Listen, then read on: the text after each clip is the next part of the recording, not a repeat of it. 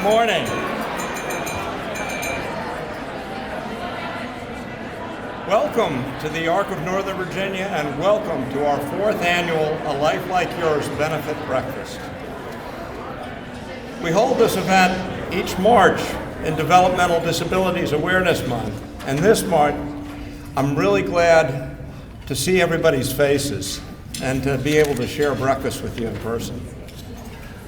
Prepare to be inspired by the stories you're going to hear today.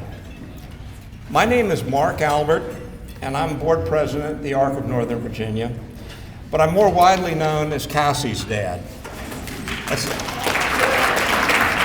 That's kind of my brand. My daughter Cassie's way more famous than I'll ever be.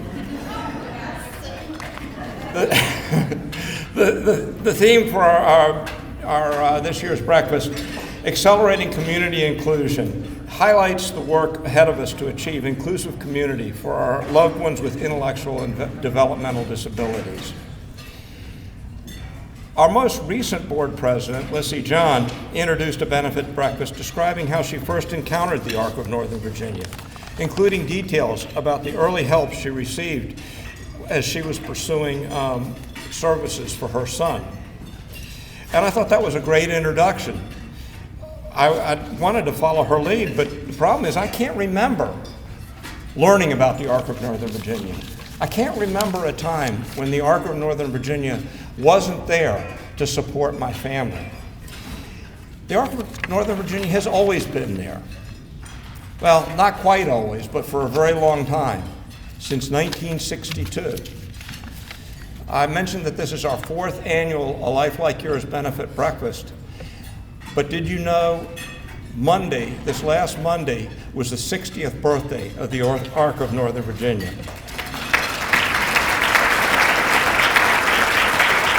That's 60 years of supporting inclusion into the community for individuals with disabilities.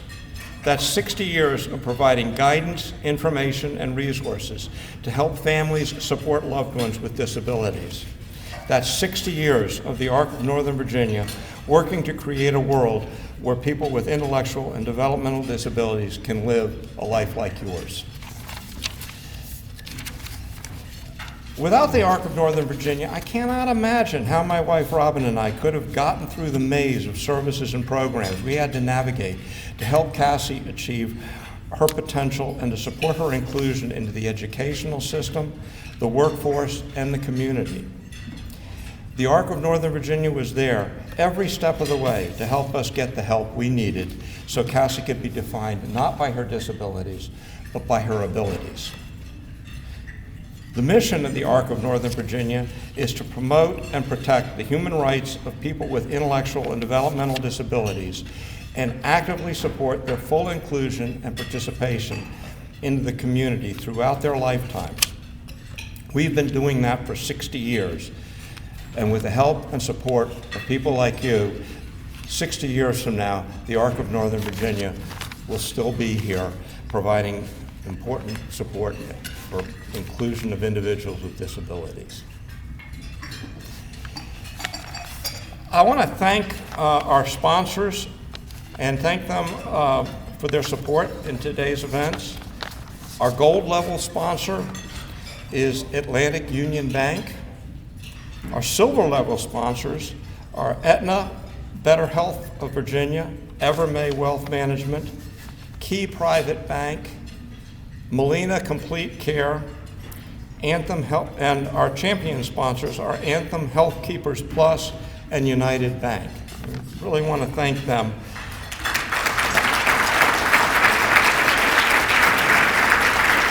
These sponsors helped underwrite the cost of today's events, allowing 100% of the funds that we raise today to go toward the important work of the Arc of Northern Virginia. Thank you.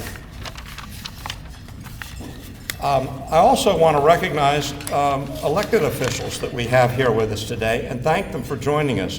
I also want to thank them for remembering that their role is to represent the best interests of all of their constituents. From the Fairfax County Board of Supervisors, we have Chairman Jeff Mckay, Hunter Mill Supervisor Walter Alcorn,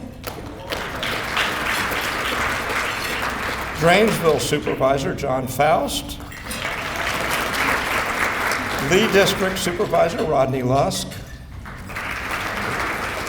And Braddock District Supervisor James Walkinshaw. From the Fairfax County School Board, we have Chair Stella Pekarski, Laura Jane Cohen, Carl Frisch, and Elaine Tholen. From the Virginia Senate, we have Senator George Barker and Senator Dave Marson. From the House of Delegates, we have Delegate Elizabeth Bennett Parker, Delegate Dan Helmer, Delegate Mark Keene, Delegate Brianna Sewell, Delegate Irene Shin, Delegate Marcus Simon, and the longest serving member of the House of Delegates, Ken Plum.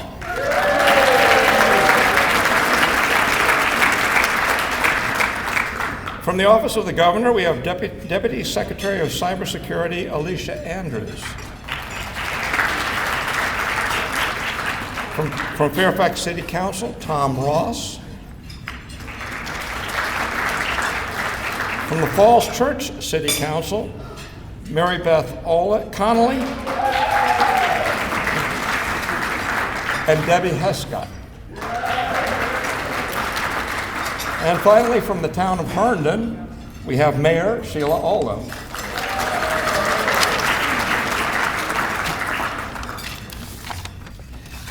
In addition to elected officials, we have 4 candidates who are also aspiring to serve our communities. Running for the U.S. House of Representatives are Teresa Coates Ellis, candidate for the 10th Congressional District, and Karina Lipsman and Victoria Verasing, candidates for the 8th Congressional District. We also have Nicole McLean, candidate for the newly defined 2nd District of the House of Delegates. Okay.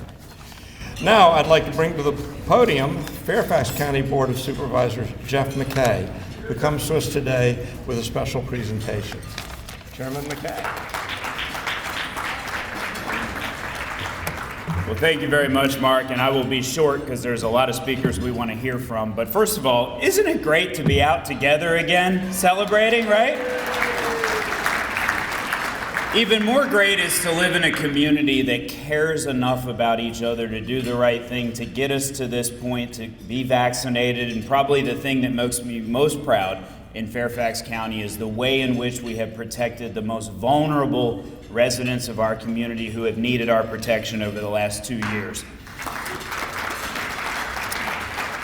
But I am here today, excited, of course, to be out with all of you in person, but more excited about the fact that we are celebrating 60 years of advocacy that the ARC has put in to help people in our community. 60 years, a long time, and what a difference those 60 years have made in the lives of so many people. We did pass a resolution at the Board of Supervisors, and all of those supervisors who are here today were supportive of this resolution. It was one of the easier resolutions to get passed in the county, but it's one that I think is vitally important to mark the 60 years of work that the ARC has done. So I am going to read it. It's not that long, don't worry, but the words in it are very important. Whereas the ARC of Northern Virginia is celebrating its 60th anniversary in 2022 of providing and advocating for supports that ensure people of all abilities can be independent and productive citizens, and whereas the ARC of Northern Virginia is committed to empowering and supporting people with disabilities to become self-advocates and active community participants, and whereas the organization provides GAP services, including information and referral, a special needs trust, developmental disability waiver case management, public guardianship services, tech for independent living and disability advocacy, and whereas the ARC of Northern Virginia supports and represents thousands of area families, professionals, and self-advocates in the quest for a life like yours. And whereas Fairfax County is proud to recognize and support the efforts of this outstanding organization and the people for whom it advocates, now therefore be it resolved that the Fairfax County Board of Supervisors, on behalf of all residents of Fairfax County, does hereby honor and recognize the ARC of Northern Virginia for its 60th anniversary and urges all residents to acknowledge the tremendous value of the work it does and dedicate themselves to the empowerment and inclusion of all residents of Fairfax County. Congratulations to the ARC of Northern Virginia.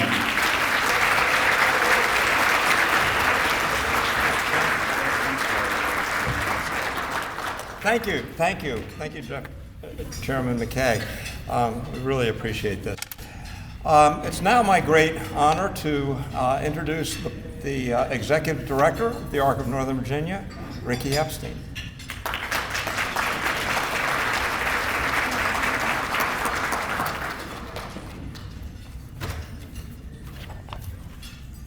Thank you, Mark. Good morning, everyone. My name is Ricky Epstein, and it is my honor and privilege to serve as the Executive Director of the ARC of Northern Virginia. This is a really,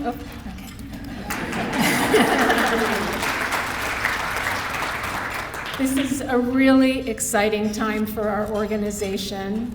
As you just heard, we're celebrating 60 years of service to our community.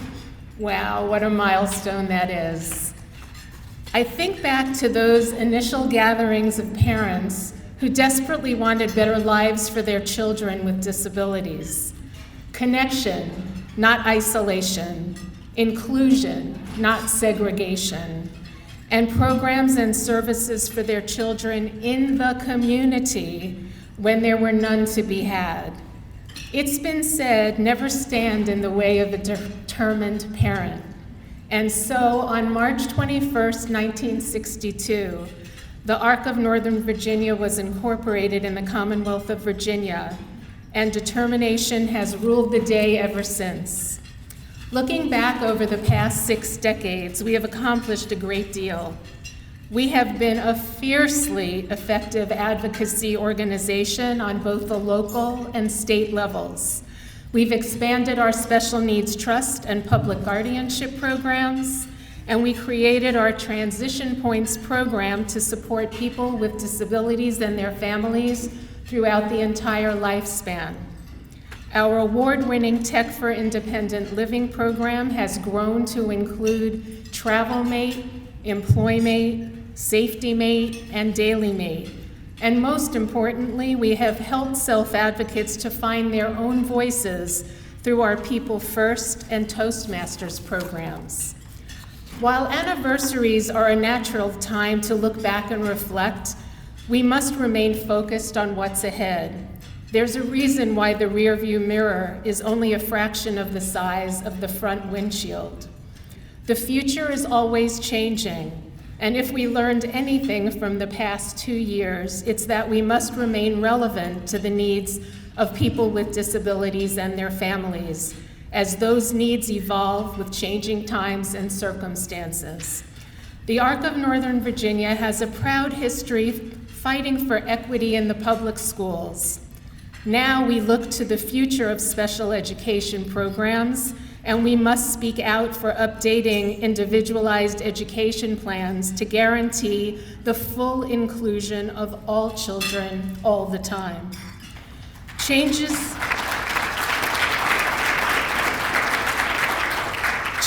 to how we all live and work in a post-pandemic world has resulted in tremendous challenges in finding trained, qualified, and experienced caregivers. There are too many cases where families have been forced to live on one salary while the second parent has had to quit their job to care for their loved one because there are no direct support professionals to be hired. the ARC of Northern Virginia is committed to fight to improve the landscape for these vitally important direct support professionals across our state. We're in a housing shortage all across the country. Affordable housing is impossible to find within the DMV area, and supportive housing options for people with disabilities are sometimes non-existent. The freedom and ability to live independently is at the very core of what a life like yours means. And the ARC of Northern Virginia must lead the efforts to increase those opportunities for all who want it. And as the business community speaks of diversity, equity, and inclusion, and embraces hybrid and remote work models, these changes bring significant opportunities to expand the workforce with competitive living wage jobs for people with disabilities. This is what our vision of workplace inclusion looks like, and we're committed to expanding community support to make it happen. And nowhere will our voice be louder and our resolve stronger than our advocacy efforts to change public policy, especially with regard to funding critical services. Virginia is still ranked 39th in the nation in funding community-based services for people with disabilities. And there are now more than 14,000 people on Virginia's statewide waiting list for critical services and supports.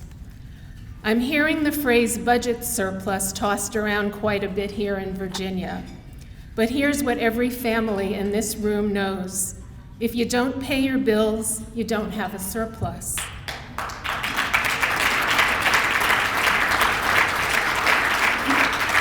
And with more than 14,000 Virginians waiting for services, some for decades, Virginia is not paying its bills. The ARC of Northern Virginia, with our advocates and our advocacy partners, will not be silent until this wrong is rectified. Ending the waiting list is simply the right thing to do. It is our vision that all people with intellectual and developmental disabilities belong in our community and have fundamental moral, civil, and constitutional rights to be fully included and actively participate in all aspects of society. About 39,000 people with intellectual and developmental disabilities live in Northern Virginia, and the families that love and support them turn to us for help. The ARC of Northern Virginia will continue fighting to make sure that the future is better for people with disabilities and their families, and I invite you to join us in this fight. Thank you.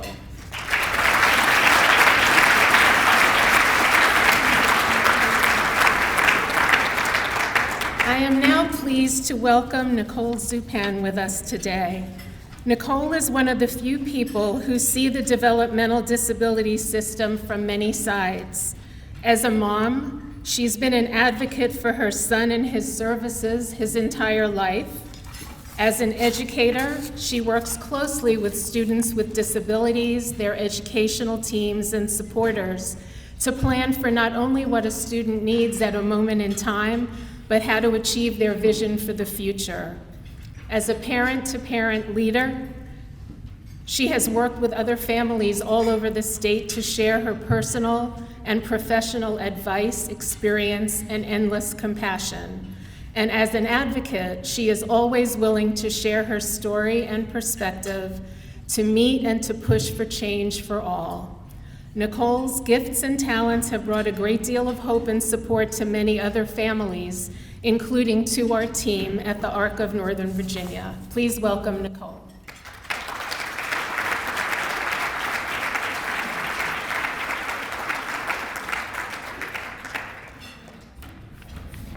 Thank you, Ricky. I'm honored to be with you all today and grateful for this opportunity to share with you a little of my story, my family's story, and the story of my son, Joseph. Joseph is a young adult on the autism spectrum. He exhibited the not uncommon trajectory of meeting most of his milestones for the first year or so and then slowly losing his speech. He was diagnosed towards the end of our overseas tour in Dubai in the spring of 2003. Getting the diagnosis created a primal shift in the dynamics of our family. Over the next decade, his life revolved around home applied behavior analysis, private speech, and occupational therapy. He was a very busy guy. By 2008, his speech started to return with the help of augmentative and alternative communication devices. He worked hard to communicate his wants and needs, and we saw a quirky sense of humor emerge. He would play little pranks around the house, like turning off the lights in the dining room when my husband and I were still in there talking, and then running off laughing, because it was the most hysterical thing he's ever seen. We also saw a love of walking outside and shooting hoops at the local park emerge. He showed a tremendous strength in memorizing. He memorized our landline, our cell phone numbers, the code to open the garage door when the caregiver couldn't remember it, his home address. He was a puzzle genius, putting together bigger and bigger puzzles just by knowing what shapes fit together and never referring to the picture on the box. He enjoyed weekends and weeknight respite days at Jill's house. Thank you, Jill's house. And rocked to the music. Yes, definitely. They're a godsend. And then he rocked to the music at our church that we belong to. Most recently, he's contributed to the growing needs of the food pantry run by our church by packing snacks at home and then delivering them to the church. Through all of this, his beautiful smile and sunny personality shone through to all who engaged with him. He is currently finishing up his Fairfax County Public Schools career at the Davis Career Center, just down the road. Go Davis. Where he is honing his skills in a variety of tasks at the Tysons Corner Marriott. Given the challenges he has faced, I am enormously proud of how far he's come, and I look forward to the next phase of his life as an adult in the community. Who knows what new strengths he will demonstrate over the coming years. I was introduced to the ARC of Northern Virginia around 2004, 2005 through parents of autistic children of Northern Virginia. The ARC of Northern Virginia provided a presentation on Medicaid waivers and introduced me to a number of resources. Over the succeeding years, the ARC has been there to guide me through all the various challenges that have come up for our families. School challenges, individualized education program development, respite, transitioning out of the school system, and advocacy with local and state leaders. Most importantly, the ARC of Northern Virginia has provided a way for me to grow in my advocacy for our children, yours and mine, at all levels. Whether it be at my local school or with local government or state officials, the ARC has given me the information and the platform to advocate for the needs of children and young adults with disabilities. As an enhanced autism teacher within Fairfax County Public Schools, I've been able to pass along this information to my families and to the staff wherever I'm working, further widening the net of informed individuals who can help individuals with disabilities live a meaningful life in their community. I could not do that without the ARC of Northern Virginia, and I am immensely grateful to them for all that they do. The ARC is a powerful force in Northern Virginia in the battle to provide our loved ones with the resources they need. I thank each of you for your support in helping the ARC of Northern Virginia continue this mission. Thank you.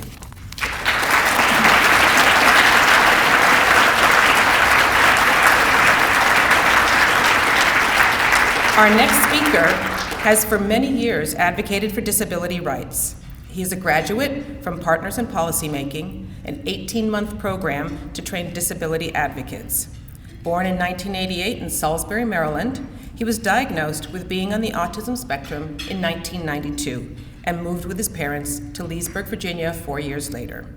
He is a proud graduate of George Mason University with a BA in history. He works part-time as a substitute library page for the Loudoun County Public Library and holds an additional job in retail. He has lived independently in Leesburg for the last 7 years. Please welcome Corey Weissman.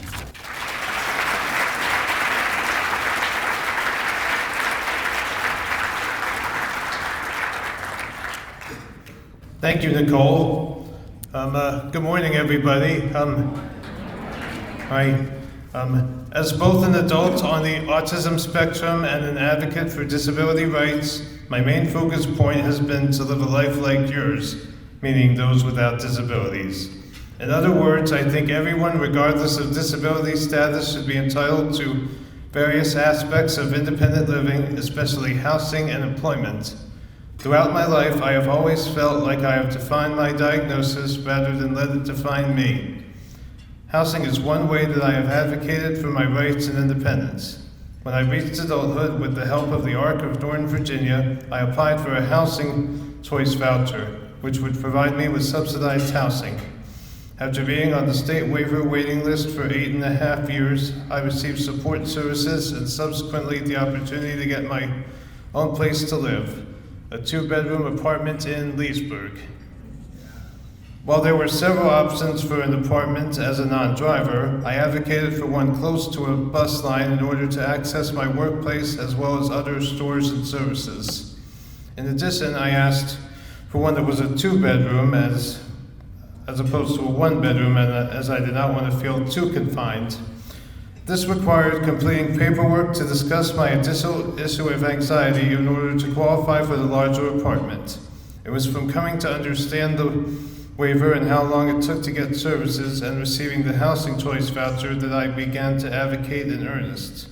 I wanted to live independently, but I knew I needed support for certain activities of daily living, and it didn't seem right that I and so many others had to wait so long for services.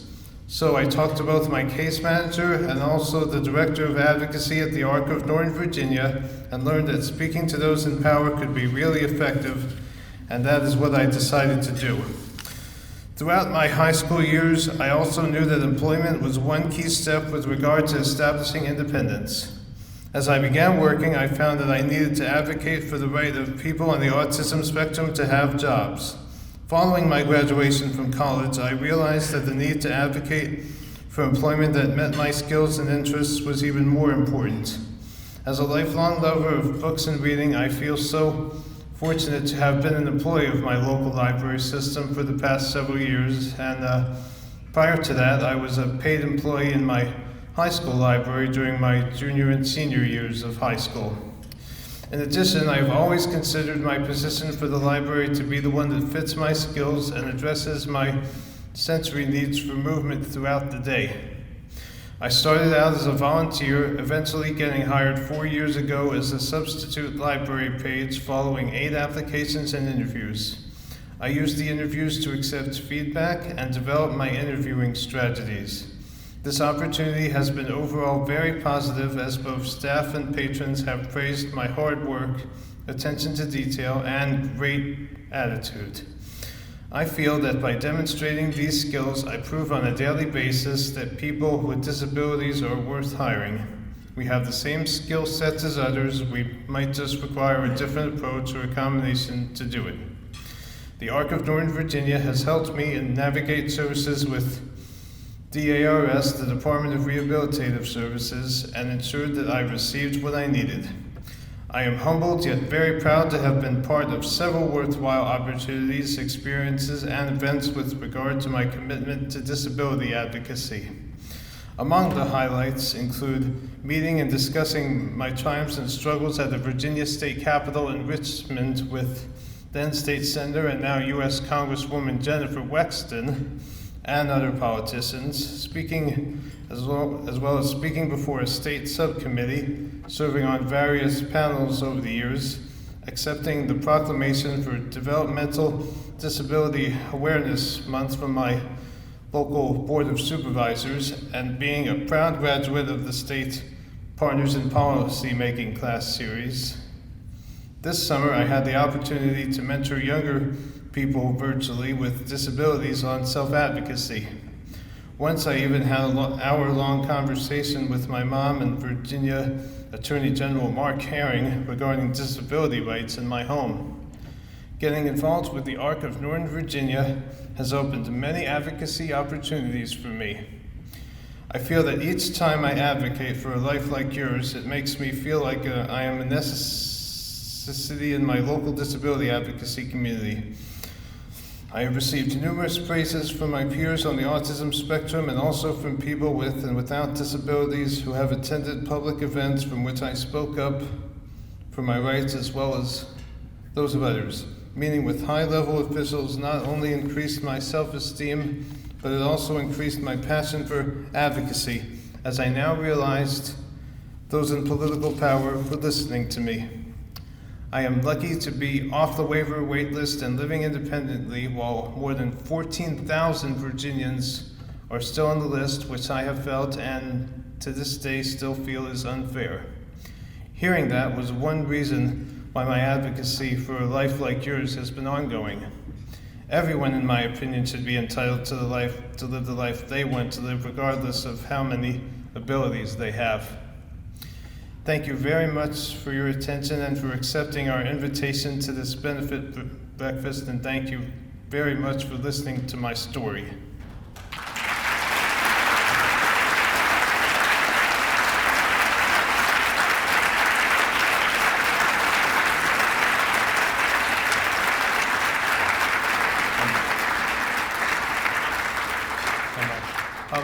So now my role at this breakfast is to ask you if you are ready to support the Arc of Northern Virginia.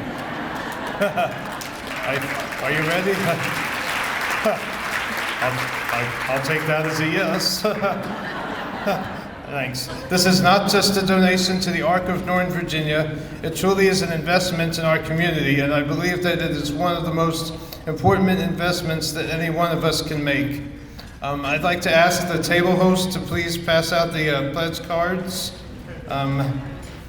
You've heard two types of stories here today. You've heard stories of achievement of people like me who have found our way through the disability system, created our own support network, and are living as much as possible a life like yours. Okay. Thank you, everybody. Hold on now.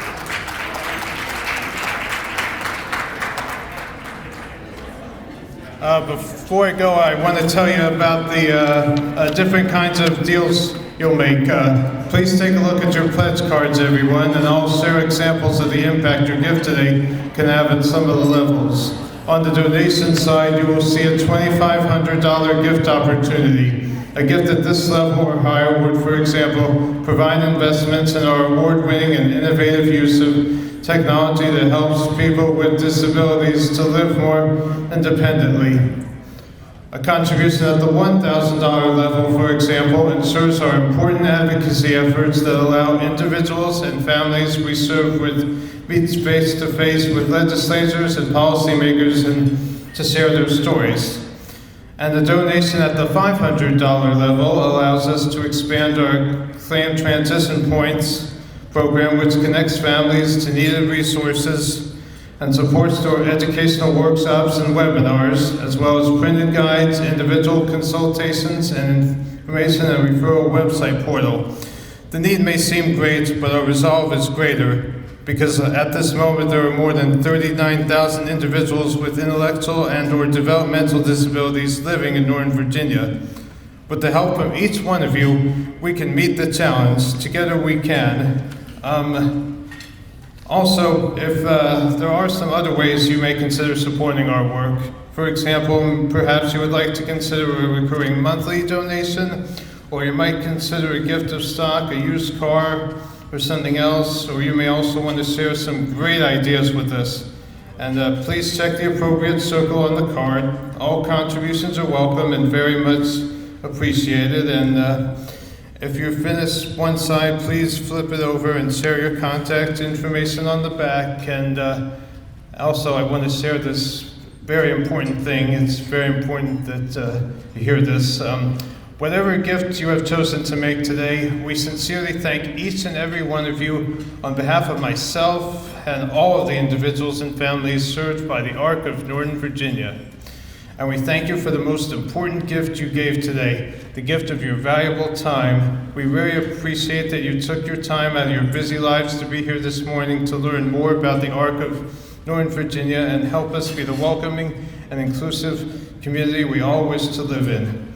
When you are finished, please pass your envelopes back to your table host. And now I'll turn the program back to Mark Halbert to wrap up. Thanks, everybody.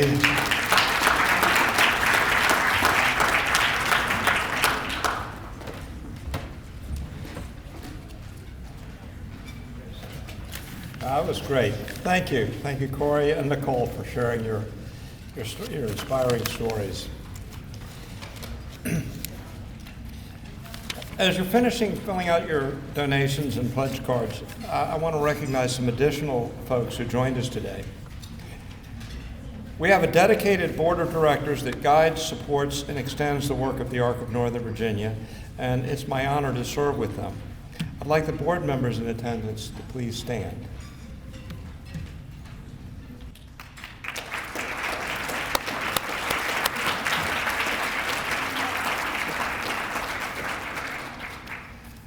I also want to recognize some special volunteers who provided extra support for today's event. Please stand as I call your name, or wave your hand if you're already standing. And they're all busy working. Jennifer Rose from the Central Fairfax. I want to write. There we go. Sally Cole, formerly of Falls Church Chamber of Commerce. And friend of the Arc of Northern Virginia, Carol Skelly.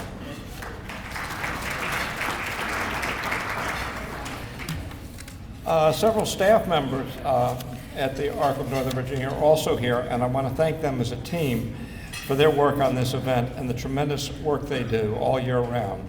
Please stand or wave, and thank you all for your work on the behalf of this organization.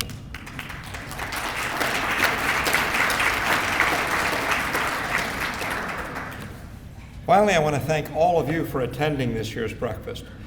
We hope you'll consider joining us again at a future event as we continue to celebrate our 60th anniversary year. I hope you enjoy the rest of your Wednesday, and I hope you enjoy the beautiful season we're just entering here. It may not be Paris, but springtime in Fairfax is pretty nice. From all of us at the Arc of Northern Virginia, many thanks, and have a wonderful rest of the week.